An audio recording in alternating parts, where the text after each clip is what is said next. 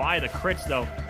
I think that ultimate single-handedly just saved the game for WK here as she blinks in and re-engages once again, causing absolute havoc on the side of Imperial Gaming, staying alive, killing the Ganesh, getting a trade for her life before she finally falls to the on her. She just 1v5 the entirety of Imperial Gaming and came off with. What do you think is going to do here next?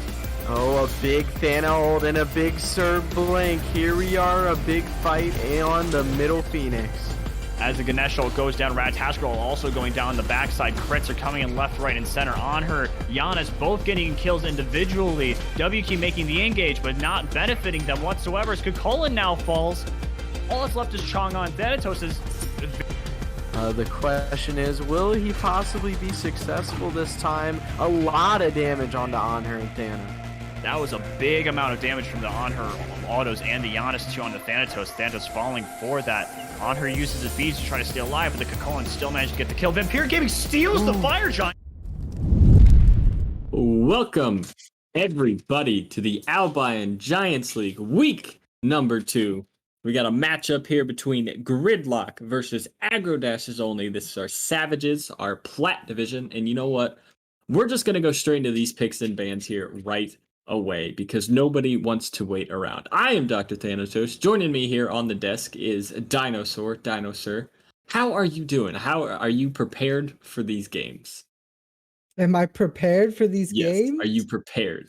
Well, as a professional caster, I must say that I have never been any less prepared for a game. All right, that's what we're looking for. No, I'm excited to be here. Excited to see what these two teams have for us, and I'm excited to get in these picks and bans because it has been a very predictable meta as far as comp has gone, and you could pretty much call it from a mile and a half away. But when you look at maybe a little bit lower away from the higher end of things, you see tend to a bit more towards comfort, and you get a little bit more god diversity. Yeah, diversity is definitely the name of the game, but right away, the bans are not going to be diverse in any way, shape, and form. Artemis, Osiris, the bans right away here for Gridlock, while Tiamat and Odin are the ban for Aggro Dashes only. Pretty much the most typical bans you can get right now at this moment, with Artemis being just the top tier hunter, and most of the other picks being a little more just you're an annoying pick, I hate you. Yeah. I mean, yeah, I think that these are pretty much, I don't know, I think these are all pretty much the top guys you see banned, you know? I think if we saw Hell, that might be a little bit more predictable, but instead, the Baba Yaga, which it has been at least a fortnight since I think I've seen a Baba locked in.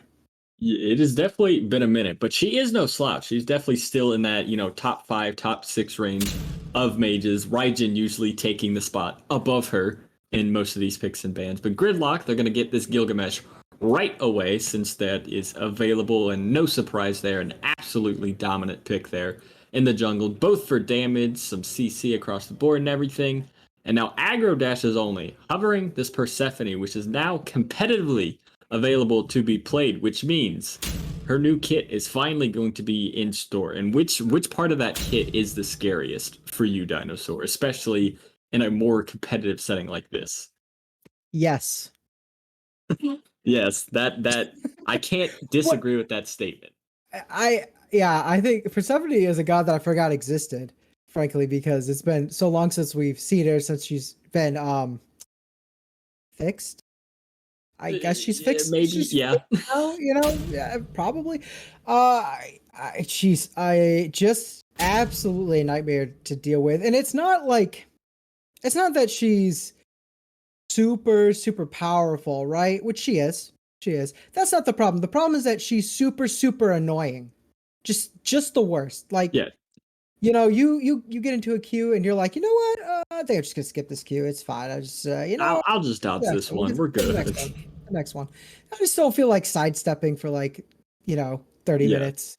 Just just imagine new fog, but put about an infinite number of those big front at all times. Yeah. And on top of that ultimate not really being changed whatsoever. So that was considered her strongest part before is still there and still strong as can be. But Gridlock gonna lock in this Fafnir and Scylla both picks everybody's been looking at. Surprising, the Scylla, though, in my eyes, with Raijin still being available at that point.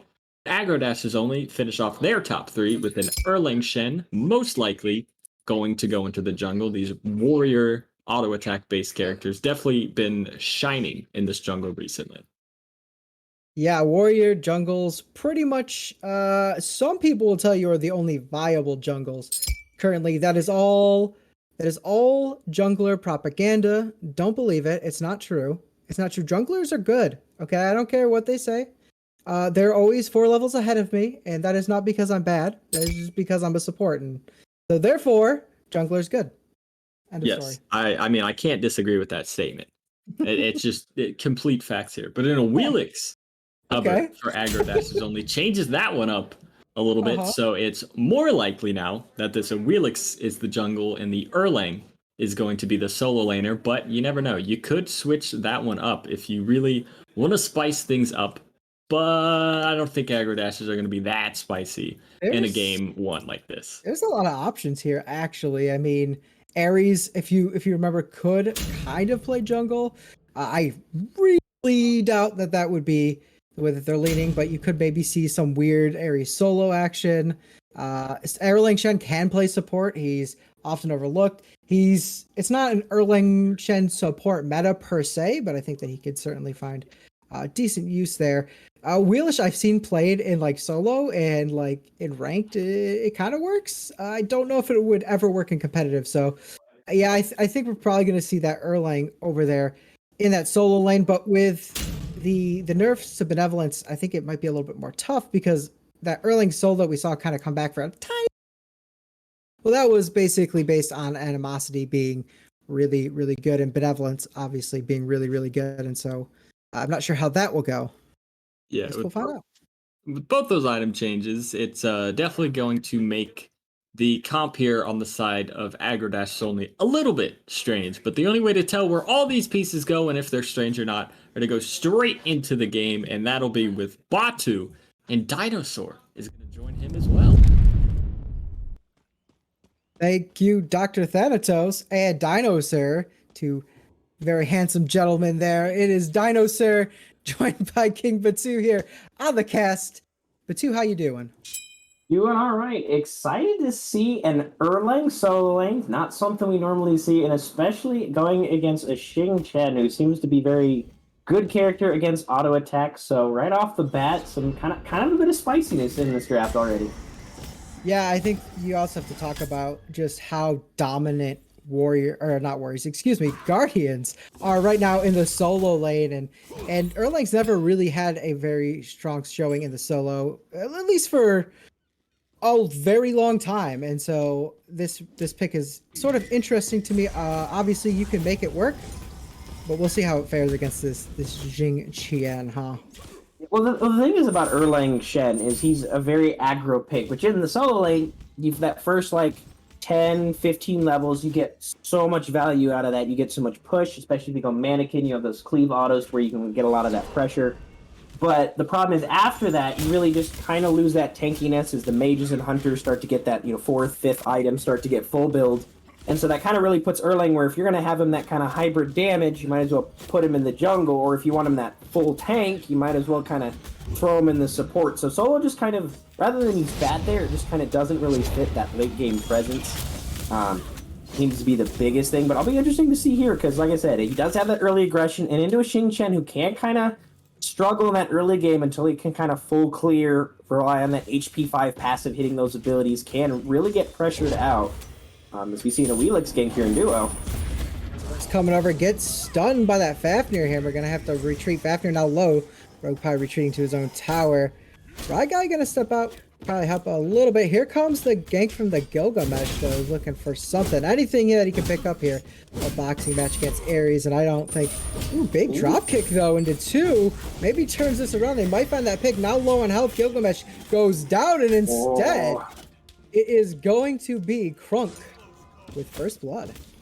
Yeah, on her, just that passive, able to give that little bit of pen to make sure they get that auto to get the damage through. But yeah, really good gank there off the bat, able to grab those beads from Chernobog here, so Ragai can't quite play as aggressive as he wants, and especially into an on her is they also did get the beads from that Gilgamesh. So not only did they get first blood, but they win the relic battle as well, only having to give that Awilix blink to get things started. Yeah, that's going to be big, especially for a duo lane looking to start off a little bit more aggressive. When you think of an aggressive duo lane, can you think of one more aggressive than an Anher Ares duo? Not much. I mean, you could probably switch out that Ares pick for, your Sobek. That seems to be very classic, aggression duo lane. But as far as just outright killing with damage, there's not going to be much more damage focused, maybe unless you throw, an aggressive assassin like maybe Fenrir in there. But just off the bat, Ares with those chains, so much control. You got that space spy on her that he can create just because of that leap. It's a lot of pressure. Yeah, and again, that's kind of what they want, right? A little pressure with this team here. Where do you feel like this Awilish pick sort of falls within Power Spike inside of the current meta? So I think she's really interesting because she, I think, is one of the junglers that can really take advantage of any of the starters. She has a fast enough attack chain where she still get through that early game with Mannequin to get to that hidden blade late. She's really good with that Bumbas just because if you want to get just kind of that burst damage, those resets can be huge. But also just if you want to go that little bit of a hybrid tanky, gives you so much power, especially when you pop that ult, the power and attack speed you get off that. But the really problem is that she's such a technical character. I think maybe it's just me playing her, but she feels like one of the squishier of the assassins. So really, if you either you get your abilities off or you don't. And a lot of times when that boils down to it, it's if you don't have the skills, it usually seems to be more of a niche pick that some people, if they can pull it out, it's great. But if not, it can really be kind of hard to get value out of, especially in the early game.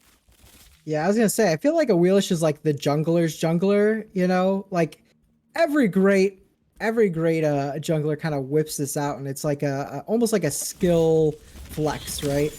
Like you have to really kind of understand how to play not only that god, but how to play Smite because she plays a little bit differently than maybe your typical jungler would.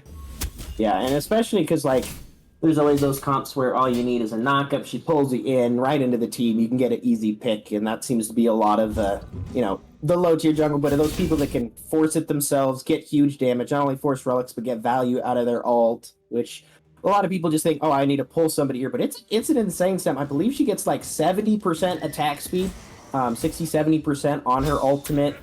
So she gets huge value there. As we see Ares, I was going to say pull the beats from Scylla, but she holds on to him knowing that nobody else is there. Drop the ult, though. That nice composure by Deku right there, just to hold the beads. Now you have it for later. Does end up using the ultimate, but that'll come up sooner than those beads and not going to back after getting that red buff.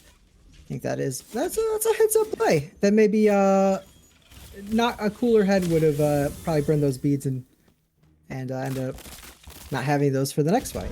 Yeah, understands that he got a blink and an ultimate. If he just has to use even just the ult to get out, that's still kind of a win. As well as the Persephone ult came through, which didn't hit. I believe if that hit, it probably would have had the damage enough to get that kill. But unfortunately, 2 ults and a blink, and all you had to give up was your ultimate, which in early game, you're not really looking for any objectives, so that's not any big value as yet. But could be a little bit more value as we get later in the game towards those Fire Giant and Gold Fury fights. I guess we'll have to see. We are sitting at 6 minutes. Far cry from when you're looking to pull either one of those objectives, but sometimes fight goes fast, and they're already looking to set this up by taking out this Corp. That's the one, Corp. Yes, Gold Side Scorpion. But yeah, I think we might see this game. Oh, as nice pull there by the Awilix, but it is on the Fafnir, so he's going to should be able to run out of here decently well. Yeah. Going to drop that kill there, but yeah, as far as these objectives go, it's going to be interesting because if you look at Aggro dashes, they have a very aggressive comp, and there's the beads save for later that's going to save the Scylla. Trying to set my point here, but into the wall, but not going to be enough. The Truth's finding the kill on a Chernobog. Caught him right after that dash too. Flashy play there, and that's that kind of pressure that On Her can give you. And this will hopefully lead into my point. They'll keep calm for a little bit. Don't they? Yeah. Mrs. I'm a monster. That could have been big. Certainly would have been a kill had that landed, but just enough of a juke allows him to back and get out of that sticky situation. Yeah. But aggro dashes, as we can kind of see there, even though they might want to go for this objective, they definitely, I think, have the damage, especially with this Awilix, even if she just pops that out for that early power and attack speed stem on her, who just has great early game damage, especially with that ultimate. If they want, they can definitely burst down this Gold Fury, but they don't really have any super great way to secure it. I mean, yeah, they're against Scylla, one of the best secures in the game, but you don't really want to use Persephone ult to kind of secure or fight around an objective, or, on her ult is DPS kind of over a span of time. So they really want to look for a fight around these objectives rather than getting the objective outright. Meanwhile, on the other side, you've got big circles all around. Rogue Pie on this Fafnir is going to have that huge steroid. You've got Big Mama Bubbles. Where'd Scylla go? I'm pretty sure she was just mid lane. Yo, okay. That man just pulled a Scylla out of dash with ultimate. Like, that is astounding technical ability. Yeah, fun fact for you that don't know, Scylla's dash is technically a leap, so you can pull a Scylla out of that. And just as I said, now that they've got this pick, they can maybe look for this objective. Nice use by the dash, though, by the Chernobog. Nice use. Now low. That Anhir's got for He's disarmed. Rogue Pie actually getting credit for the kill, but Wheelish finding one on her side. It is used. After it gets out, though. And now the breath is sent out of Wheelish low. Rogue Pie cleans that one up. And it looks like everybody's going to fall back now. And see, that's where the downside of being an assassin, yeah, you're really technical, but that's a full tank Fafnir that's able to hit all of his combo and burst you down from not terribly low health. I believe the Elix was pretty close to half HP there, and still somehow dies in the 1v3, but fight still kind of went in favor of aggro dashes. They had their jungler there, while Big Mama Bumbles looked to be on the right side of the map getting some farm, but overall, only about a little under a 2k gold lead, so not terribly out of hand by any means. Yeah, Gold Fury will remain up for now, and I think we're starting to get closer to that time. That's ideal. I was told by a Bastards player that you want to look right about that 12-minute. That's about when you want it. That's when you won't expend so many resources, and it won't take so much time that you could have got something better with it. Do you agree with that, or are you a bigger fan of maybe pulling that Gold Fury a little earlier? Yeah, usually around that 12-minute mark. Ideally, if you've not, been super far behind, both your ADC and mid are going to be about that level 12, which, as far as power spikes go, yeah, you do get access to that second relic, which does give you a little bit more of confidence around those objectives. You have to worry less about, not having Aegis or beads or whatever, relic you might go. But the other key thing is, once you're level 12, ideally for most players, they'll have 5 levels, and not just one, but now 2 abilities, as well as, of course, one in your ultimate, one in your your other ability, a third ability. So, like for Scylla, at this point, she's probably got close to, at level 12, about 2 stacks of her passive, getting that extra power from having those maxed out abilities. So, at around that 12-minute mark, getting a level a minute is kind of nice. So, there's just a lot of things that seem to line up. It's great, obviously, if you've got the right comp, Fafnir double hunters, the classic one we always think about, or just a bursty comp, kind of like what a Gridlock was going for here with some of those big circles. Can get it sooner, but that 12-minute mark seems to be like a very stable point for most games. Yeah. Speaking of that, Scylla, what do you think of this build? What do you think she's opting to go into here? Do you think that's maybe a Typhon's Fang to kind of pair up with that Magus, or? I think it's a Soul Gem. Scylla does like a little bit more of that burst damage. Could be a Pythags, but I think just because of that early game there was a Pyro take in there. I believe the Erlang, did he solo that? Mannequin's OP there. Might have been soloing in, but most of the damage is certainly done there. But yeah, no, Scylla likes that burst damage. Obviously, if you can get some of that early online is nice. She's got that Magus for that passive, that extra % damage. Plus a little bit of that lifesteal. Help her kind of deal with some of this poke in lane. But I do think it'll probably be a Soul Gem. She's not quite one of those mages that can really take the best value of that kind of double, triple lifesteal builds that we see a lot of the time. Yeah, it was interesting to see the patch notes for me, because I had almost forgotten that Soul Gem even existed, and they're like, yeah, we're gonna nerf it a little bit. And fair play, I think that is an extremely strong item, and I think that you're right. It probably has got to be the classic Soul Gem and Scylla build. I guess it's gonna offer a good 10% cooldown to match up with that Sands of Time that she's got and bring her up to 20%, and that means that she's gonna be able to use that ultimate a little bit more to escape and have to use her beads a little less. Something else I just noticed. Take a look on the other side. Filled in with this Rod, already finished at 12 minutes. Huge second item spike. And Aggro dashes definitely feel that as they're not pulling for this Gold Fury. Now it changes hands though. Persephone ultimate is used. Gridlock will secure the Gold Fury, but Persephone's gonna secure a kill onto the Skia.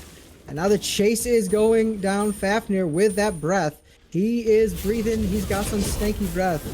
Not gonna be stanky enough to find the kill, but instead he ends up dead himself. Oh no, the auto missed. He misses the auto, which means Honor's gonna left click go burr, trade it out. Unfortunate. Now Slight is kind of in a rough position here, and Persephone with that rod gets an easy triple. That is, yeah. Triple kill and a deicide. They have full control to do whatever they want with the map for another at least. Well, now Deku is back up, so they don't have full control anymore. They also have a couple seconds till Deku gets back into lane, and it looks like they're going to opt to take this tier 1 in mid. Is that the play you would make? Yeah, I mean, you got these towers. They're pretty low. The biggest thing right here is they kind of in that fight. You might have missed it. Gridlock did able to secure that Gold Fury. Did get reset, so the Scylla didn't miss, but Rye guy able to burst that down and before trying to get out there and failing. But yeah, once you lose an objective like that, the big key with the deicide is, yeah, kills are nice, you get a little bit of XP, but if you look at the levels, they're ahead or even in every role on the map. So the kills aren't as big value as they would be for Gridlock. So you're going to look for what can we get off the map as far as monetary and XP value. So they look for the towers and ended up getting not one, but two, that duo, as well as the mid one, which as we look to the Fire Giant, that mid T1 can be a real bastion of safety. Yeah, mid tier 1 tower, often hailed as the most important tower to take on the map, and that just, it makes life very, very difficult for a mid laner. Makes it very hard for you to push up. That jungler's always coming through that mid lane, and so you have to be really careful. Make sure you have good vision at this point. Yeah, and especially Scylla right now doesn't have beats for the next 40, 45 seconds, and when you've got Nawilix that has this Jotun's Hydras already, she's going to be bursting, and it's a very scary world for a Scylla right now without a T1. Yeah, very scary world for a Skia. Indeed. As we look at the gold lead, what would you say here? Yeah, thank you. Oh, 5.5K gold. Yeah, 5.5K gold. That's pretty significant, and we have similar XP difference as well. 15 minutes into the game, is that an insurmountable lead, or just kind of like we gotta kind of buckle down now kind of lead? Well, I think for most teams that can be a really rough lead, especially if you don't have a way to contest these objectives. But keep in mind, they have a Scylla on the map. They also have two great Guardians that have some good impactful teamfight ults. Poor guy on her here gets 2v1. No one respects the 1v1 these days, but I'm a jungler, so I can't say I'm the same way, but I think it might get traded out here. The Ares ultimate finds the kill, and here comes Persephone with another one. And now Wheelish forced to get up out of there. Factory gonna pop his ultimate as well. Here comes a crush out of Scylla. That's big Scylla dragon damage. breath. The I am a monster wisp, but only just barely. And now Factory's a little low on health. Persephone finds her way to the fountain. And now the chase is on. This Crunk guy is hungry for the kill, but not gonna chase any further for now. And a push here on the tier 2 right tower. Yeah, 2-for-2 trade out there. Jungler kind of cascade over, but just that there's some of those big circles there. Big Mama Bubble's able to get some huge value on that Winds of Samash to keep the Ares taking some damage, not really to have a full impact, make sure they get the trade out. And then, of course, the follow-up there by Deku on the Scylla to make sure that it's not just a 2-for-1, but a 2-for-2 at least in their favor. Still a little bit behind in the build, though. Almost a full item now, and despite being a level ahead.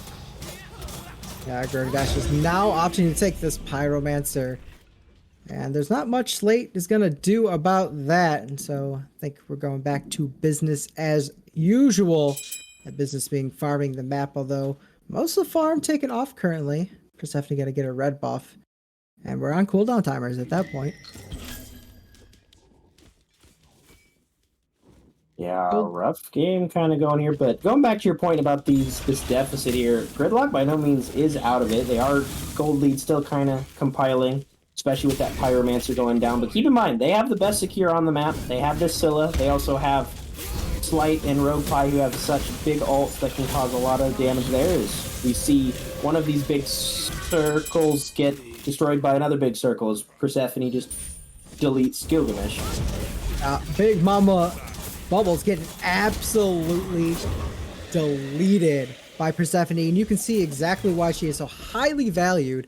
That burst damage combo that she can put out, absolutely lethal.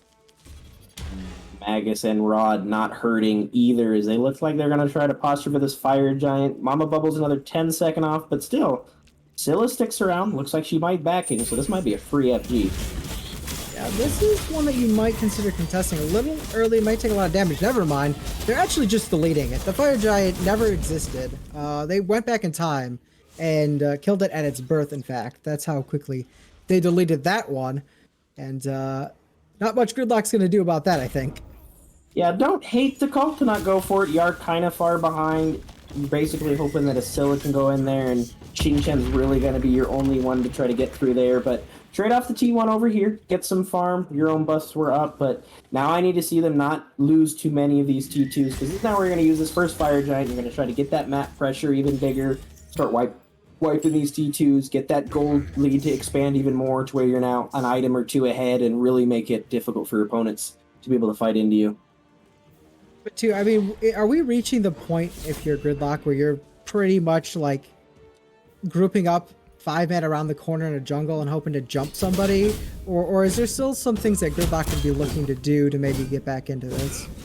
Well, there's a couple of things they can do. They do have the Chernobog, got that nice global op, so if they want to, they can just try to split the map here. Now, obviously, they have Erlang Shen, who went with a very aggressive build, grabbing not only that Berserker Shield, but also an Ichabal. So he can very easily, by himself, split push over, get these towers, as well as they have, of course, you're on her, but also a Wheelich. She's got that Sarid, got good in-hand progression where she can get these towers. So really, it's either they can try to do that, kind of jump somebody, mug somebody in the back of an alley kind of strat, try to gatch somebody out. They can try to just pull up under these sieges, or they can look to try to split this map, but kind of seem like we're opting to split, but now look like they're going to try to group up, make sure there's no push here, but Aggro Dash is only here for the tower. Yeah, a little bit out of position. Everybody not quite getting to where they need to defend that 2 tower. Now, Ares popping the ultimate. He's getting nobody. An ultimate and a dash, I believe, is what Cherno used there. And they're going to get away pretty much for free there. Now, Krunk's not going to have his ultimate. Yeah, a little bit hurts their engage, but keep in mind, they still have this Erlang, while a bit squishy, does have some good magic prots, which Deku's really got to be the one to put a lot of damage in these fights, as well as his double Guardians as he blinks in to start the fight. 3-man taunt coming out. Pillar being used to try to peel a little bit. Ander does find a kill onto Rogue Pie. Now the Winds of Samash keeping people locked in. They're going to get out. Deku finds one onto Kronk. Now we got some low health bars. Gilgamesh finding another kill. And here comes the ultimate from Anher. I find one last kill right there, and that is a 2-for-2 trade, and they're making their way towards this Phoenix. Yeah, not a bad trade, though, for Aggro Dashes. As you see, their HP bars, 12 gauge, and Kronk seem to be taking all of the objectives there, so it's pretty much all on them. Gilgamesh going to try to save this Phoenix, but that Scylla ult, all the leap away. Honor's going to get away with 1 HP. Oh. Chernobog finding a kill. It looked like Gilgamesh might have just knocked him right out of that Scylla ultimate, and instead Persephone damage, everybody. Yeah, I don't know, but too, if you know this or not, but Persephone, she can do a lot of damage. Really? Oh, well, yeah. I have to play against her. I haven't seen that in a while. With ultimate is used, she can't do enough damage to fight off 3 from the side of Gridlock. Now they're gonna look to siege this tier 1. Yeah, Deku said, damage, I can do that too, and returns the favor there on the Persephone. Little bit of a shutdown there, sitting 6-1 before that death, which nice little bit for the Scylla, who's level 19, got a rod of her own finish, so really starting to get late, and despite being down almost 9k gold, they at least have some sort of win con on the map for them. Yeah, they're down 9k gold and about 8,000 experience, but the levels aren't that far off, especially because Deku is actually now ahead of Filtarian. And so I think that kind of gives Gridlock maybe a window to maybe make some plays happen here when you saw the amount of damage Scylla did on that last fight.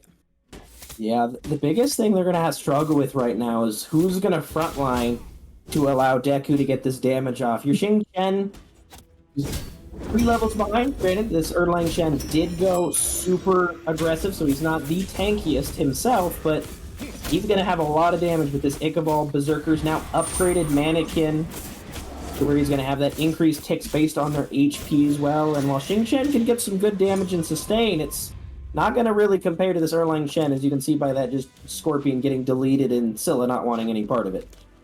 Yeah, and now they've got to deal with some Oni minions as this Fire Giant comes up. Rogue finding himself out of it. He gets knocked up, pulled in from the Wheelish ult. Gonna have to use the ultimate to stall for time. Not gonna save his life though. So writing was on the walls. It looks like the rest of Gridlock is gonna back away, at least for now. They might try to steal this though. Yeah, but right now Xing Chen is the farthest one away. Slight having to walk up past everybody. He's gonna be their really entrance in here. And a lot of damage there. Fire Giant's already gone. Not gonna be there in time. Yeah, I think Gridlock plays that maybe in a smart way. 2-man taunt, excuse me. Here comes a chain from Ares. Gonna get out of that. Doesn't find a single person. He does find some ultimate action though. Chernobog comes back down into death though. Yeah, no real play there. Pretty much no matter which clone he goes to, with all 5 of Aggro dashes just waiting for him on his demise. Unless they miss an ability and he dashes in the wall, and at that it's just gonna be, putting off the end here, which Aggro dashes put down that Phoenix. Potentially could look to end, as they do have that Oni Fire Wave in mid lane.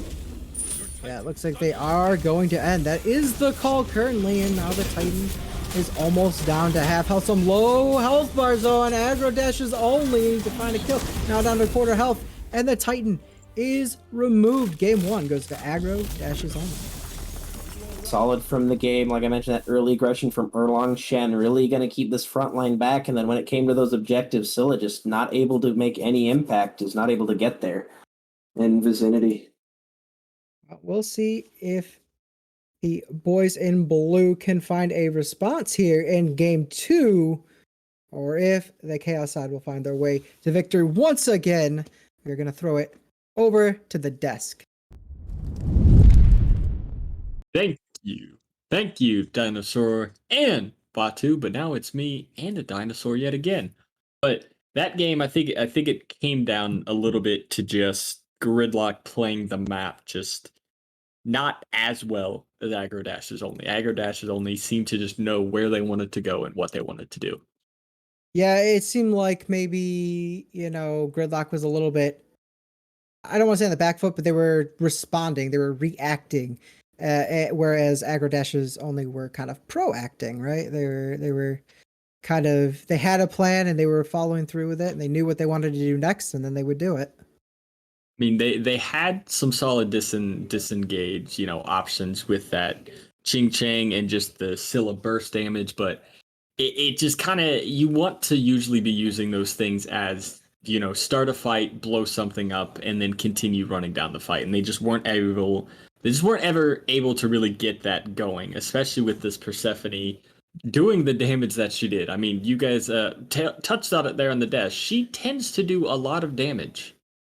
Yeah, I think for my money right now, Persephone is definitely worth a ban. I think that, not only obviously is she very, very dangerous with the amount of damage she does, the utility she has in her ultimate, but it's just been, I think, a while since we've seen a lot of consistent Persephone play. It seems like even in my casual games, I don't see a whole lot of Persephone, but I think that's going to change now that she's a lot back into competitive, and we're probably going to see more of her returning. And so maybe just give yourself a little bit of time to readjust. It's sort of that thing where they buffed Athena, right? But they really didn't need to buff her. It just had been so long since people had seen Athena that, like, they weren't used to that global ultimate and having to deal with it. And so, it was just it took a readjustment period, right? And I think that might be part of what makes Persephone so dangerous right now. Also, she does about 4 billion damage. That's also, it doesn't hurt.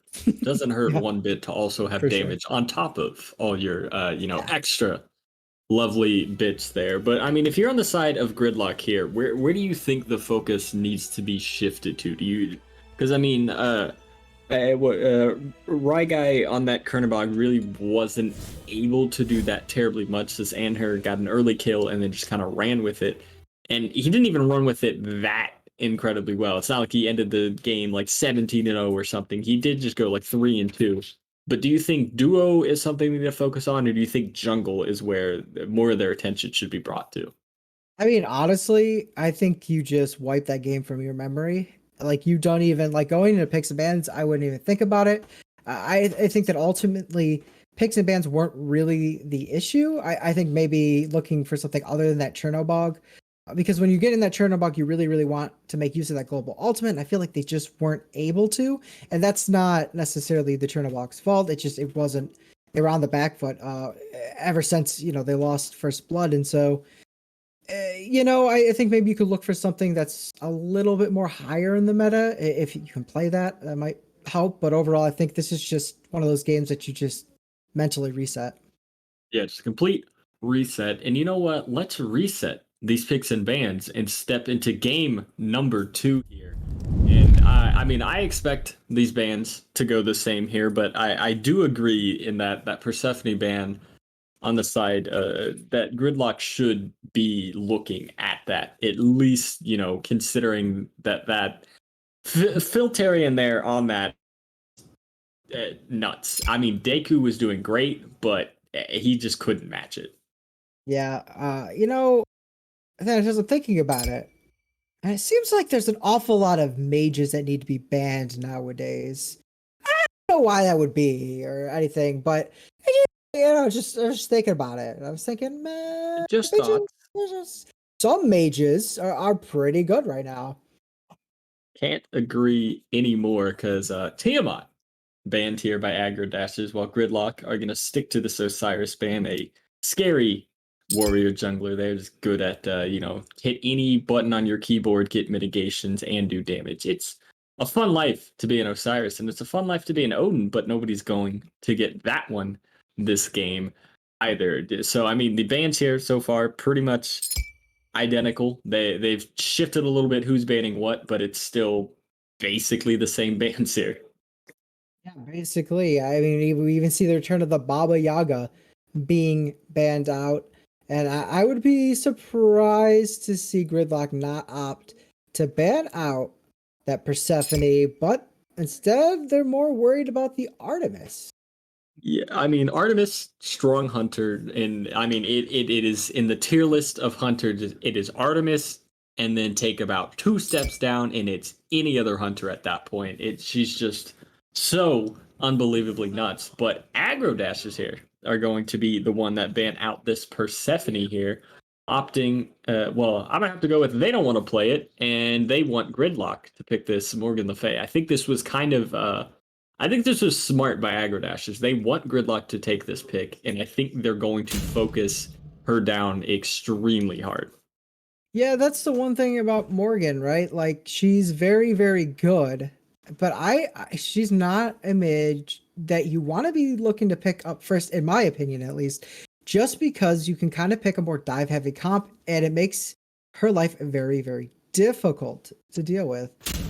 And making her life difficult, the Yemoja and the Gilgamesh, both options to really just keep her in there. Yemoja with those amazing Rivers Rebuke walls, just keeping her locked in since she has no kind of jump or anything.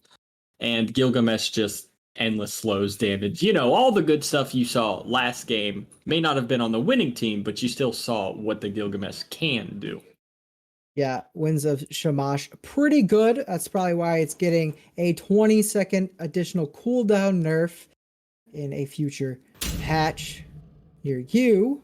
Here's the Ganesh lock-in. Maybe a little extra peel for your Morgan Le Fay? Yeah, not a bad idea here. I think it maybe is a little early to take it, though. I think you could be trying to focus out and get yourself a better hunter in this scenario.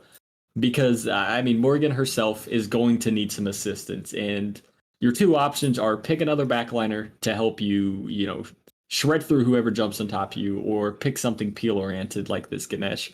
I think I would have preferred to pick up a hunter here, but with Aggro Dashes picking up this Cupid here, you have a little more room to maybe get another, higher tier pick here, because Cupid definitely not something we've been seeing any bit at all, to be completely honest, especially with these bow builds, even though he does do okay with it. Yeah, okay with it, sure. It's not the ideal Cupid build though, and Cupid once upon a time was a mage, and so you really like those burstier builds on him instead of maybe the more bow centric build. I mean, he doesn't really have a stim, and that makes the bow build less effective on him. Of course, you could opt to go into the double bow crit build that we've been seeing with dominance in the 4th slot. That might be a pretty decent build on Cupid, and it's not like Cupid's bad, but ultimately you're not picking Cupid to win lane.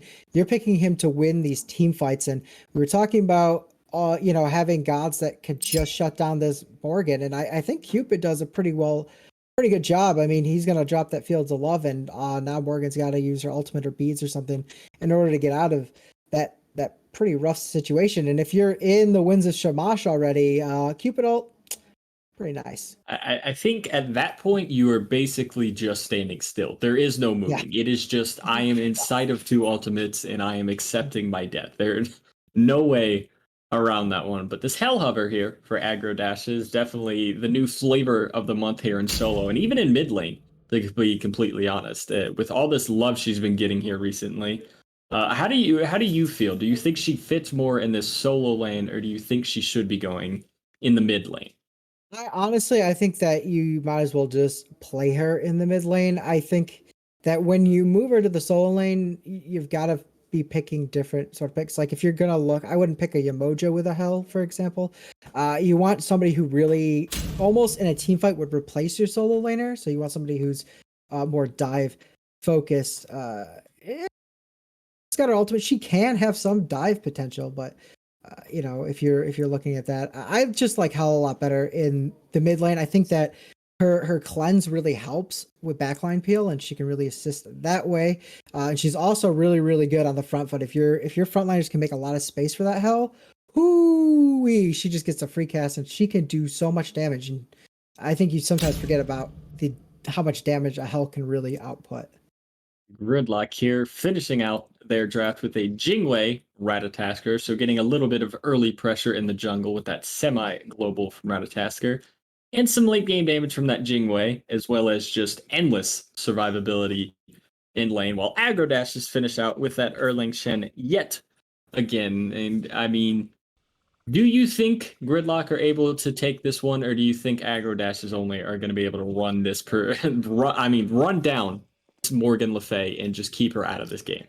I mean, this is just a matter of a dive heavy comp against a counter engaged comp. I think that is what Gridlock is looking to do with all these super safe picks, besides the MLF, right? And so we'll see how that plays out. I think it's just who plays it better. Well, there's only one way to see who plays it better, and that's to throw it to the game with the Dino and Batu. Welcome back, everybody. This is the cast segment, not to be confused with the death segment that I was just on. You are hearing the same voice. Do not adjust your television set. You are on the correct channel. Dinosaur here, joined by King Batu. Excited here again, and this time we see Erlang in the proper role, in my opinion, of where he's best at in that jungle, but they got to snag that Gilgamesh over, so I really think even as strong as their Game 1 draft is, I like their Game 2 draft much, much better.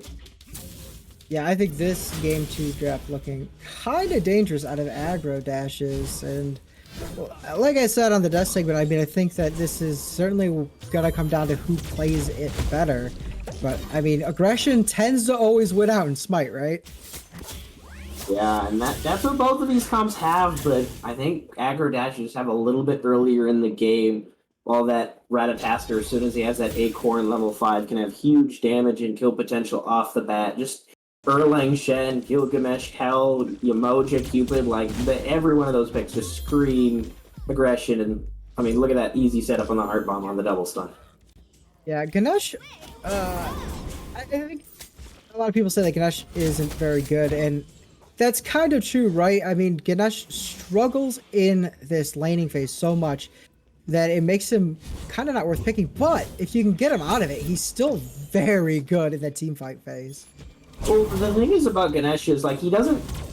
I like to view him as he doesn't really have any, like, peel. Like, sure, he's got that silence, he's got a knock-up stun in his dash, and of course the pillars that just absolutely can destroy any character just because of base damage here. Erlang Shen getting to get some value poke out there, but the key part here for this Ganesha is he has no CC immunity, and really, like, any sort of peel, like I said, does incidental. So unless he gets to run the game how he wants, it really kind of becomes happenstance whether he has an impact or not. Okay, but Ganesh can dash through the Emoji wall, so that's huge, right? Yeah. Surely that's huge. Yeah, and that is going to be really big, especially as well. That dash will be really nice into the Ganesha, but if he gets full comboed here by this Erlang Shen, it's really going to be difficult, because that's what I think needs to happen. It's kind of a scary comp for this Erlang Shen to go into, especially just wanting to target a Ganesha, because he just drops the pillars on himself, silences you out, and you kind of just stand there. But if he's able to get his kit on this Ganesha, like, there's not a whole lot he's going to be able to do. However, flip side of that, Yamoja, mobility, wants to move around, same with his Erlang Shen and his Gilgamesh, and Ganesh is very good at keeping you in one spot. So interesting to see how these team fights play, because I can see it both going either way. Yeah, I think Aggro dashes have sort of a roamy, like that big roaming 3, if you remember, that we saw in seasons past, is still obviously kind of a staple in the Smite game. But I think that they definitely have a very nice with that Hell, especially. You know, they certainly can team up and start to roam that map pretty efficiently. It's the other thing as well, that mid 3v3, while you do have that, you know, Ganesh, Alt, Morgan, Lefay, the mile artillery pokes that she's able to do, especially when you have that fear, that knockback to make sure she's safe the whole time, and of course that ultimate that just chunks. The interesting thing here is this rat very much likes to initiate, but it's going to be difficult for him to initiate onto this Hell. If she's on that light stance at any time and has that cleanse up, she should be pretty easy to just cleanse herself out and walk away. Yeah, plus you always have that threat of the fields of love that you're diving down into on that Cupid side of things as well. So, yeah, I'm interested to see how Big Mama plays this one. A real great target Gilgamesh can just ult himself, kind of turn the fights there. Of course, we've already discussed that mid 3v3. Yamoji can just kind of wall off and turn the Cupid Fields of Love. But I think if they're going to get some early pressure, it's really going to need to be back on Big Mama Bubbles here, which is a lot to ask for this character just based on matchup, but also just in this early game as well. Yeah, well, that is certainly something to look out for. Looking at this Gilgamesh, Bean Soup Bob opted to rush a Shogun's last time. Do you think he's going to do the same here, or is that maybe something else he's looking at building? I wouldn't post it. Obviously, you got the Cupid. You also have the Erlang Shen in the jungle that'll get value. Of course, big Gilgamesh yourself with that one. You always get at least a little bit of value out of that Shogun's, but might not be. I know cooldown's really nice, especially in that laning phase, making sure that you kind of have your wave clear combo up, as you do kind of for the most of the part. Need to go use your 2 and that 1, that drop kip, as well as that steroid as well, but could see it be the Shoguns. I think I prefer to see the Genjis, just because I think Shoguns would be really good in the Yamoja, or even if you want to build it in the jungle on the Erlang Shen himself. But we'll have to see. I think either item can definitely get value, but we'll see which one he decides to go. I guess we will see. Time will tell that tale as Big Mama comes and gets the Oreos, as I like to call them, but they're more commonly known as the Oracles. I'll give you a little vision on that Fire Giant pit. Well, we are about 6 minutes into this match. Not a significant gold lead either way. First blood still available. That's a little extra bonus gold in your pocket too. But both teams look pretty happy just to sit here and farm, honestly. Yeah, a little bit of that EU style after a more NA, very aggressive game 1, but I don't know if I can call those the Oreos, because don't most people, like to split them apart? Maybe that's just me, and just like split them. You don't really want to split the oracles, do you? Or, you kind of want to get both of them. I don't know. Maybe I'm just going too deep into that analogy. Ideally, you attack one, and then you kill one, and then you kill the other. So you're kind of you just split it and then eat one Right. part and then the other. Okay, And you eat the other. I'm Yeah, back. yeah. I'm back on the Oreo now. Yeah, so I'm you're good back with on the the- Oreos. Yeah, I Yeah. got you. I think Vinanu called them Oreos or something, and like every time I see them now, I'm just like, those are Oreos. I don't know what to tell you. Yeah, or I mean, we have Gorp and Forp. It's not the most ridiculous thing we have. Is It's on onto Ganesh here. Morgan alt use the River's Rebuke. Gonna drop on Ganesh. Gonna get out, get stunned at the last second, still out. Instead, Big Mama Bubbles finds a great opportunity to find a double kill. yeah, that pillar's there. Couldn't really see it quite initially based on that Yamoja ult that water is there, but just that Rogue Pie able to drop down those pillars, kind of separate the fight, which means Big Mama Bubbles able to get an easy dunk, drop some buttons on those backline who just kind of got left and didn't have any buttons to push for themselves, and ultimately end up not just first blood, but 2 kills, which now puts level 9 for this rat, and I'd love to see the pressure that comes off of this. Maybe see some dunk in not just the Oreos, but maybe on some players as well. Yeah, I think impressive there is Gridlock patience. They just sort of wait for the perfect opportunity, and specifically Big Mama Bubbles' opportunity finds the opening and goes right in. And that is a great play. Great turnaround look if you're hoping to win game 2 as Gridlock. Yeah, and that's one of those things where, like, even if you're playing as a very passive team or comp or even a combination of both, like we mentioned, that kind of EU style, if someone's just going to give you a kill or you have the chance to get that easy double, I mean, I don't think anyone's going to say no to a double kill. No. Maybe I Ganesha. don't think- Maybe Ganesha because he can't. Yeah, well, because of his 'cause passive, but it's not like that's true. kind of like that's a technicality. Technically, he could get a double kill. You're right. Technically. I don't think he could in this scenario. Like most times, you No. shouldn't get a double kill, but it is possible. Unlikely, but it is possible. Well, I mean, if you're fine, okay, and you're playing in the solo lane, and Just- it's Ganesh, And yeah, and you Maybe. just destroy your opponent, Benji. That right, you felt just bad, but solo him. Yeah. pretty, but it's pretty sick place. That's why he's at the SPL level. Right, yeah. And I think if I was San Francisco, I might be looking around that jungle, just hanging out a little bit. You know, oops, I guess I got credit for the kill. Unfortunate. Yeah, Here is now Hell as she gets stunned under her own tower.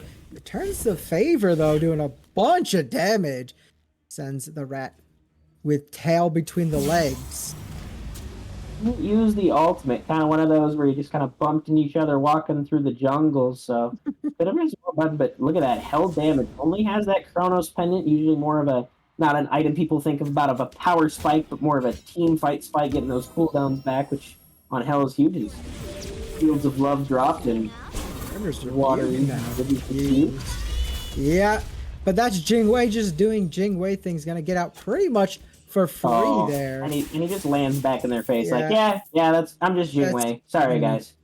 Absolutely criminal. Probably should have been punched for that, honestly. Very lucky that Aggro Dashers only had their backs turned, because they could have easily turned that around. Instead, now finding himself in a questionable position once again is Ragai, but he's got a good handle on this Jingwei. Knows how to poke the bear.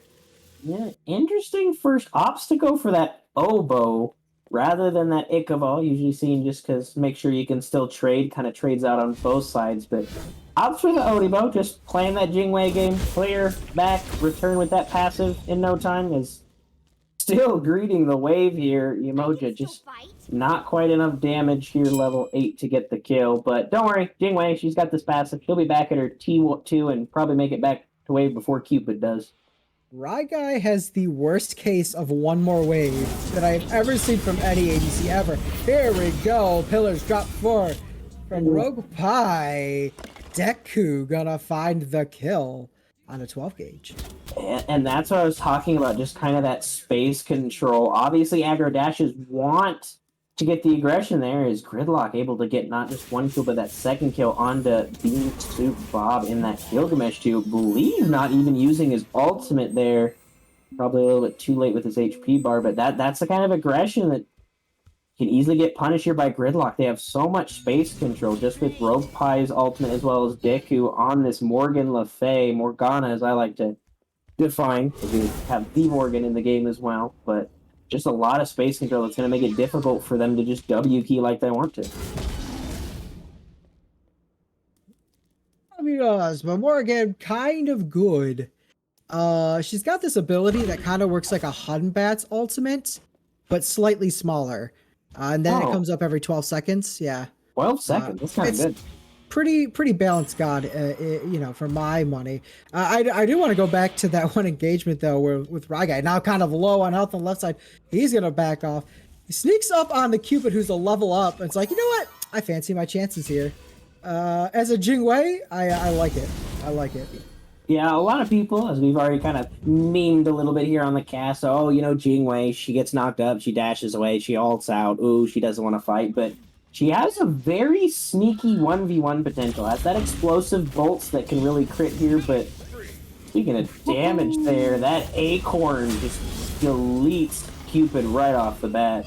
Yeah, absolutely gorgeous ultimate from the Ganesh to find that kill. Left that Cupid with nowhere to turn except for death. And now, low health bars, but everybody's retreating except for Cerberus, sort of isolated here, but Slate does find his way out. And that is another great trade if you're Gridlock. I don't know about the rotation from Slight. He's going to give up not just his blue buff, but might be a wave or two as he's going to split that mid wave. And with it only being a Scorpion, even if they get that objective, not going to be super worth it now. Gilgamesh, even despite getting killed off that gank, grabbing all these back camps and that blue buff, is now going to have an XP lead. Alright, I meant great by they gotta kill him and nobody died, but you know, sure. You come and be an analyst, you do your job. It's fine. Yeah, I mean, but he arrived after the kill, you know? Right. Yeah. Hey guys, what happened? Oh, you don't need me? Alright, I'll go back to my lane. Just go back to the solo.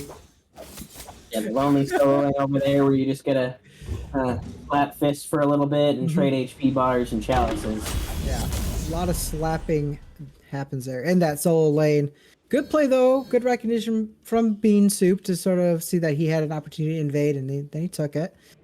And we'll see what they're able to make with that. Already a level up, and that's pretty good. Looking to build another Berserker Shield, question mark?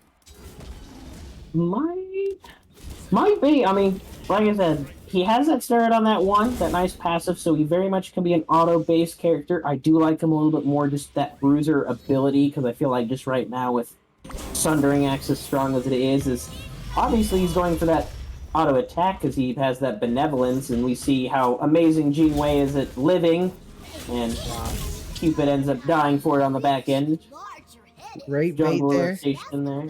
Yeah, as Big Mama comes in to clean up that one, and Aggro dashes only yet again forced to retreat from that fight. Gridlock's rotations have been on point here. Pillars now used.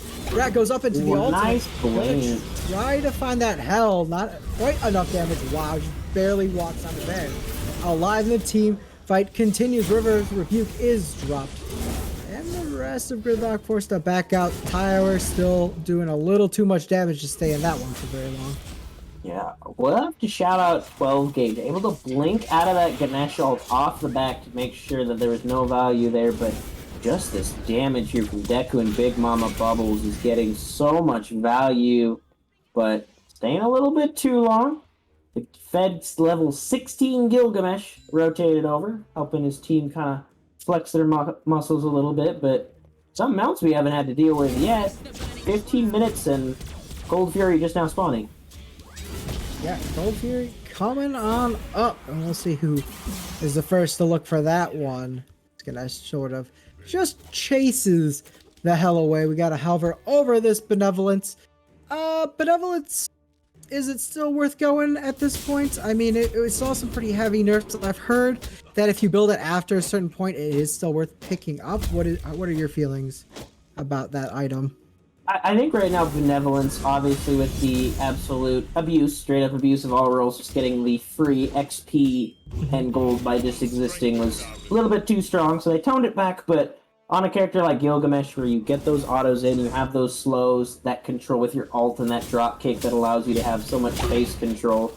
I don't hate it. I feel like it might still be worth to just buy Benevolence as soon as you do, as there's some trading of ults for this Scorpion and HP bars, but all in all, is just going to end up as a disengage. As I say that, go probably getting caught out a bit. Is used, not going to find the Ganesh, but the stun will, and that sets up 12 Gauge perfectly. Great play there by Cronkaholic. set his man up for a kill. Yeah, and that's what I was talking about for Rogue Pie. Just if the CC falls to him, there's not a whole lot he can do. Even if he drops that ult, probably going to get some damage off, but other teams got a Hell, got the Erlang Shen with his own ult. Going to be able to force out a lot as Jingwei gets forced out of the beats for that Fields of Love. Yeah, Jingwei getting up out of that one, and now the Gold Fury is being pulled, and it looks like only Aggro dashes only shows up here. Jingwei right around the corner. She might try to make a move. Instead, she gets stunned. Absolutely rooted by the pin there. And now Erlang's on the chase. Tries to dash out. Uses her ultimate to get away. And, oh yeah. She's Jingwei. Yeah, Jingwei, and as well, look at these builds. Also ahead, shout out to Gilded Arrow Passive, that extra little bit to make sure he had Aussie, as well as a level lead, now that the kills have kind of fallen through, because as we mentioned, Jingwei never seems to die. But Gold Fury does go to aggro dashes, so while the gold's actually still in Gridlock's favor, might be a little bit close to even after this Pyromancer falls, but definitely starting to flex those teamfight muscles of what this comp should do. Dharmic Pillars are used, and that's going to allow a little bit of peel and a disengage on the side of Gridlock there. Well, it's still pretty almost as even as it could be as far as gold leads go right now, but too. Kind of surprising, right? 18 minutes into the game. It's pretty much even now with a little bonus you get there. That'll put Gridlock a little bit further ahead, but nothing significant. Yeah, the biggest difference seems to be obviously there's that lead in mid and jungle for Gridlock here, just based off of that kind of early mid 3v3 and that mid game. But look at these side lanes. Gilgamesh not really having any pressure. Did get the one gank for himself in that favor. Or against him, excuse me, despite that still having a 2-level lead now with that full Animosity finish. They're going to be chunking with these autos. Animosity first scaling off your HP as if it was Kin's, but, you know, off your own health, because, well, a Mimi item is still very strong on some good characters. But on the other side, Jingwei, level 18, looking to be going for this Wind Demon now finished.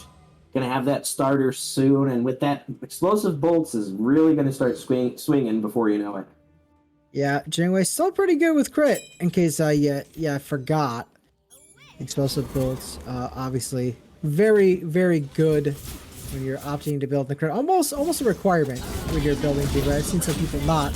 But it's hard to not justify picking up at least a Wind Demon, maybe opting for this Gilded Arrow, and that's what this Jingwei is looking for right now.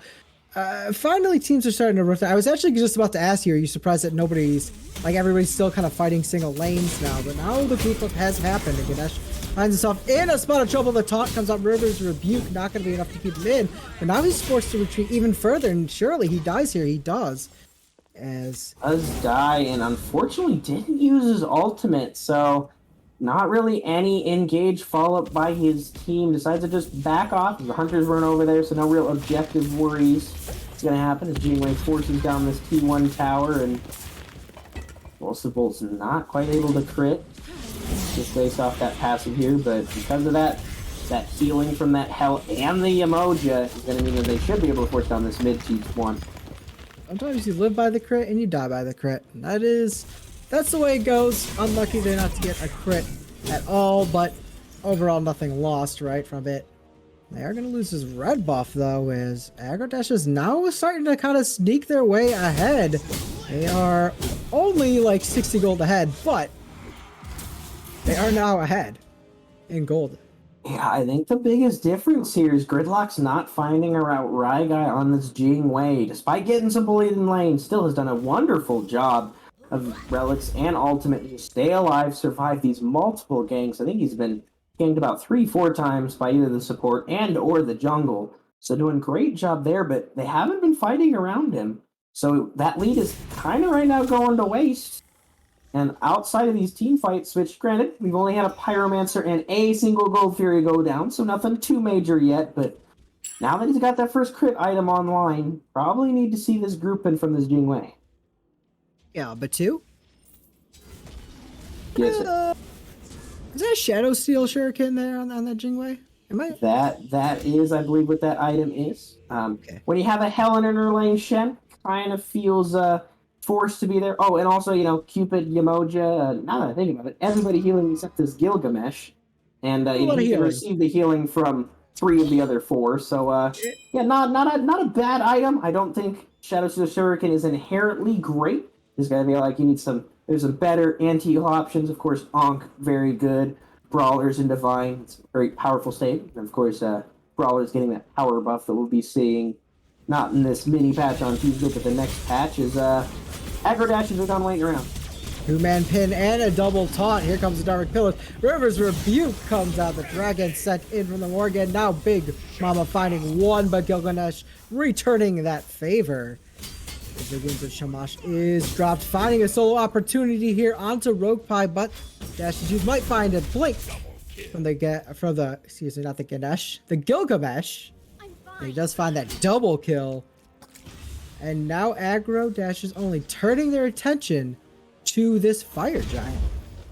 That Void Shield giving that little bit of pen, actually 20% pen now that he has for himself, as well as that Animosity just able to chunk, and gonna be looking aggressively in the build is just that damage. Also, Deku saying I looked around to see if he could do the contest the Fire Giant. Don't know how far close he got because he was dead before I realized it, but I think this one should go to Aggro Dashes here, as I don't think Slight wants to walk in with his HP bar as it is. Now, probably not an ideal situation, although there are some low health bars coming out of Aggro Dashes. There are a lot of not low health bars. Might not be wisest decision to go ahead and dash right in there. And now they have the Fire Giant. I mean, things are certainly turning around if you're Aggro Dashes only. I mean, after what was a very rough start to the game, they've sort of found the bounce back and an answer to Gridlock, and now Gridlock found their own answer in the form of an Oni Fury. Brilliant is here on that hell. But did respawn in time to get that Fire Giant, as it will go to Gridlock on this Oni Fury, which is nice, and that rat damage. Huge kill on that hell. Needs that little bit of sustain to keep her alive, and he gets the beads, and should stall this siege for at least the next minute or so. That's big. I mean, that is their big burst damage, and probably, I don't know, probably their best healer. I mean, Yamoji healing pretty good, right? Plus you get a little bit of a shield with that. But yeah, that's a big loss. Those boys there, and you saw Big Mama sort of go in and then save the ultimate to get out, and I think that was a really smart play if you're going to go into 4 people on the enemy team. He plays that one, in my opinion, very well. Yeah, and didn't even have to use any relics, and while Hell doesn't have the ult, has that switch chance to give it, a couple more abilities for the kit, so not just the healing, but also some damage in there, but yeah, not even have to use either of those relics, able to just ult out. Huge kill, but it is still a Hell. She's got a lot of sustain just in her kit, and while not grouping up, they should just inherently, based on Fire Giant, be able to get this tower.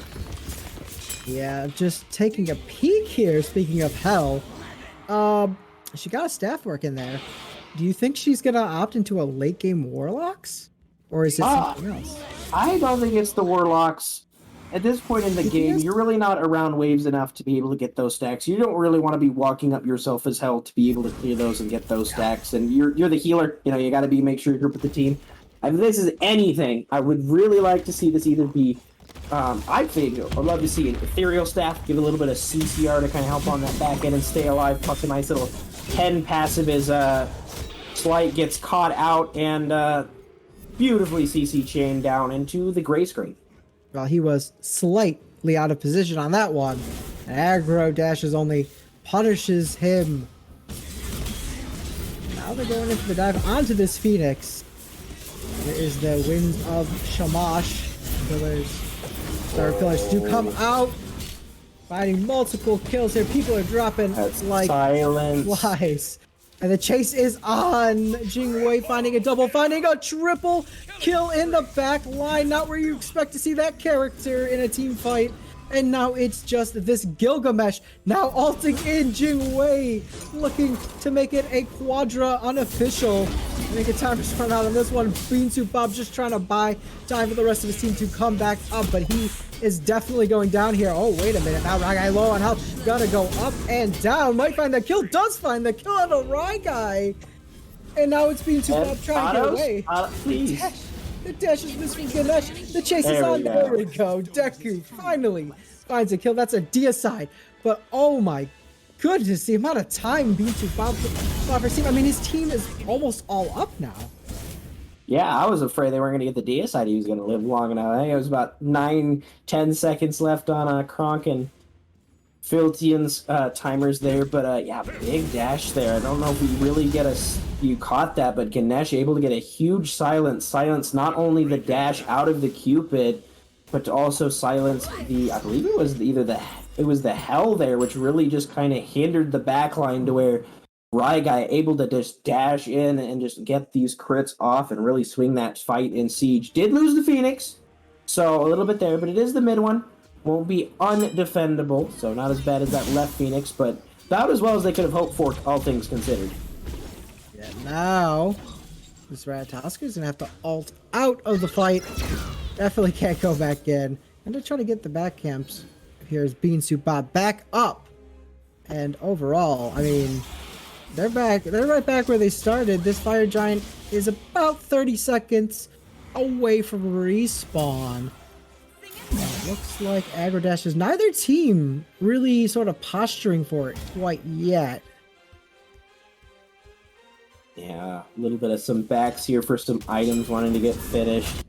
Opting already with that animosity. Beansuit Bob's now going to get a bulwark, so, you know, he was already difficult to kill, but now he's just going to get a shield every, like, 50 seconds based on his health, you know, that he's scaling to do his damage. So he's going to be almost impossible to kill as he's going to try to chase out Ryguy, but could be okay. This all...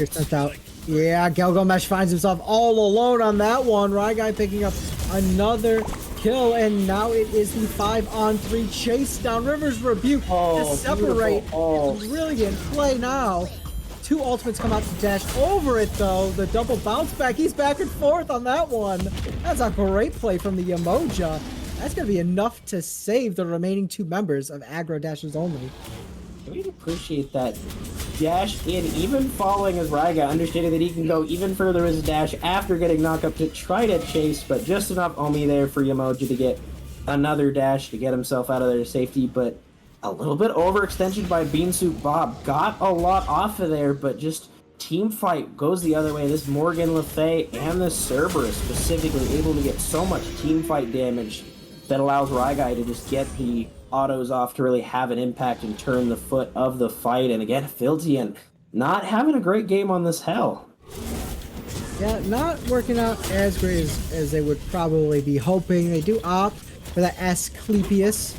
It's going to add a little extra healing out of Hell's kit, as well as some damage and movement speed, all good things on this Hell. One thing that I've noticed that a lot of SPL builds, when they pick this Hell, at least, especially in mid, they're opting to get like a mantle or a spirit robe. Do you really feel like Filtarian is hurting for some of that extra sort of brunt?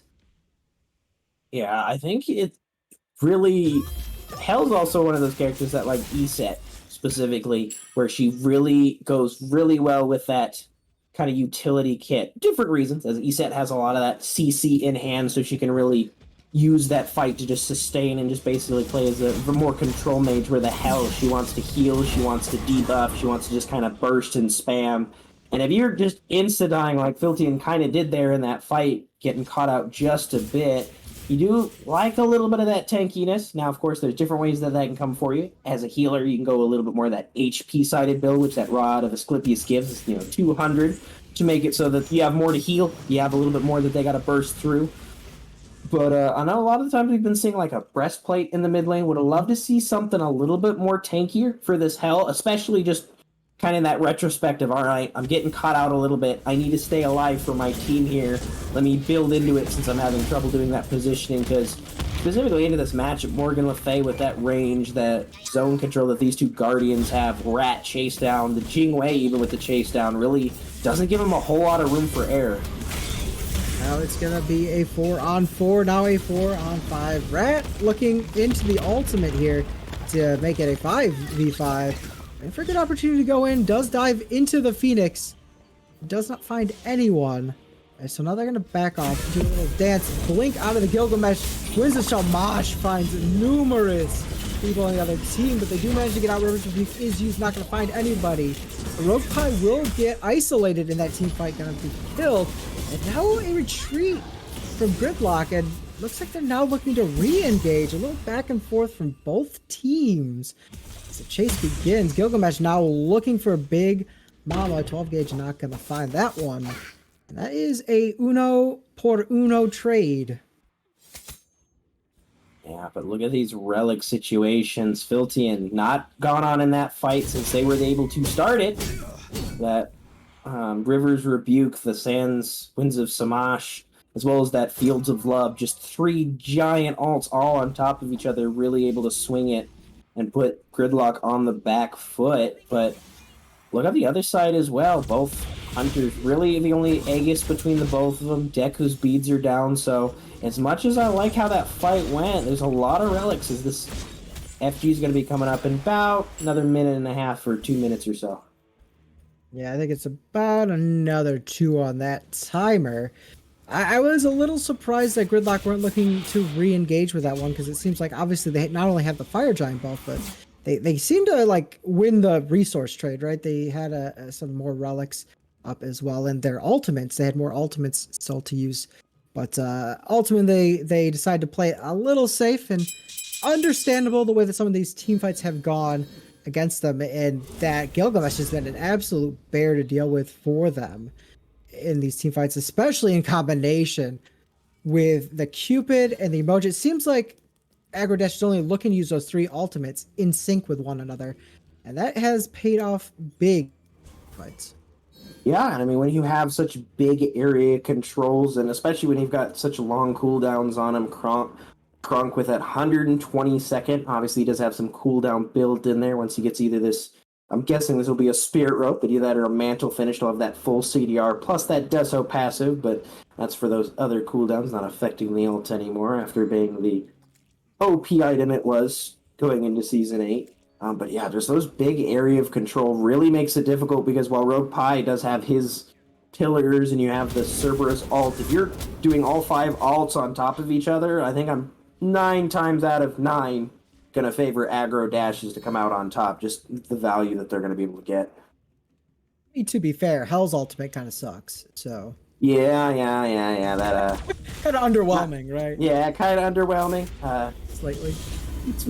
That's where you know when you're having fun in a set, where you just start calling out the stand switchers. Ooh, hell, alt down, RDO alt down. You know? Yep. But oh yeah, you know. Oh guys, we got all 5 of their alt. Nope, hell's back up. I'm glad I'm not the only one. I'm also the guy who plays Neath support, and then I'm like, oh, they have no attack speed. Get in there. Hey, I mean, Cerberus has no attack speed. Get in there. I mean, while I won't say in comp it's going to be great, in some casuals it's pretty fun. I mean, you got the Rude, you got the global stun you can do, that taking away that attack speed. It can be pretty strong. It can be pretty strong. Underappreciated. Very underappreciated, but not in the competitive sense. I think that's where I have to draw the line there, but I can't say I'm the proprietor of condoning all troll stuff, because hey, some stuff works. I mean, that's kind of, not to say that it was super troll, but that's how we got some of those kind of assassin supports in the meta, like Circuit and Fenrir and Oh, is that how? I just assumed it was boredom. I mean, you know, that too. I mean, we saw the last week in the SPL, don't know if you saw it, but the match that meant nothing between the Titans and the Dragons, where it was a Pele support. I invented Pele support, alright? And Aurora stole it from me. I don't know how he did it. I don't know how he did it, but he did. He read my mind somehow. Hey man, you could say now you could say, rather than you knew them before they were famous, you knew them before they did it. You know, I was doing it before it was cool. Yeah, exactly. You're cool to the cool kids. Look, she's got a knock-up, man. Like, her knock-up is OP. You just use the ultimate, you get in there, and you knock them up, and yeah, it's just a free kill for Scylla. Yeah, just drop down the monster. Easy. It's easy. Just that simple. Not simple, though, is taking this EFG. Both teams taking their time when approaching this, and it's going to be a slow burn. I think that this EFG could and will very likely determine who wins this match, I think that this could be potentially the game-winning EFG, if you will. Yeah, and we come back to those big ultimates, them big circles that we always like to talk about in Smite, but it really is kind of put this game in a stalemate because, you got Gridlock who has, Rogue Pie's ultimate, Slight ultimate, Deku has, his abilities of nice area control, Big Mama Bumbles can land that big knockup, but you also have Gilgamesh ult that can be dropped, and Yemoja, Cupid ult, and it's just, whichever side wants to start the FG is really going to be in a tough spot if the other team goes to contest. And with the lead in Gridlock's favor, the healing from Aggro Dashi to kind of sustain a fight on an objective, it's really going to make it difficult for anybody to start as Rogue Pie takes a little bit of poke, but a nice paralyzing spit to kind of slow this aggression down. Yeah, I'm surprised that here they are. I'm surprised they haven't started yet since they know that 2 members aren't there on the side of Gridlock, but Morgan is going to make her way over there now, and it could be stolen. Dark Killers is dropped. Aggro Dashes only does secure the Fire Giant, and now Big Mama forced to big circles though. There is a River's Rebuke, not gonna find anybody. Fear use onto the guest. Now being harassed. The dash. The taunt comes out. Rogue Pie isolated, no help, no teammates in sight. It is now a 5v4 siege with EFG outside of Aggro Dashers only, and instead 2 members of Gridlock are opting to take the Oni Fury. Yeah, we're gonna get it. He's gonna look down to be a Phoenix. Now, granted, don't hate the decision, as in this kind of 4v5, I don't think you have any real way to contest. You got your backliners ults, but those are a little bit more used for safety and kill secure more than anything, and only Hell ultimate. Haha, jokes aside. That Heart Bomb might be lethal. It is the nail in the coffin. And it is the 5v3 on this Titan Siege.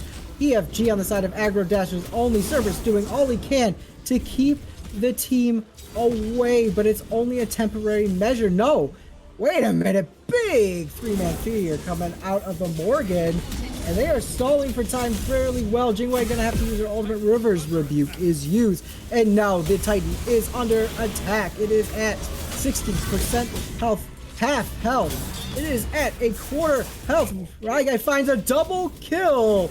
And the Titan's sitting at quarter health. It finds a kill slate. Here comes Deku, the turnaround. No! Yemoja, she had enough. Yemoja with the final hit will secure the victory in game 2 for Aggro Dashes only. Oh, almost an absolutely insane turnaround there at the end, but just that healing, that sustain, allowing them to get some of those ultimates back up and just ultimately end and get that 2-0 back and forth game. Great showing here by Gridlock, but just unfortunately, one EFG turns the entire game around. Yeah, I mean, completely different story from game 1 for Gridlock. And I think that, you look back on the set, it's one that you lost, but you can kind of hold your head up a little bit higher, right? You found the turnaround, you found the answer in game 2.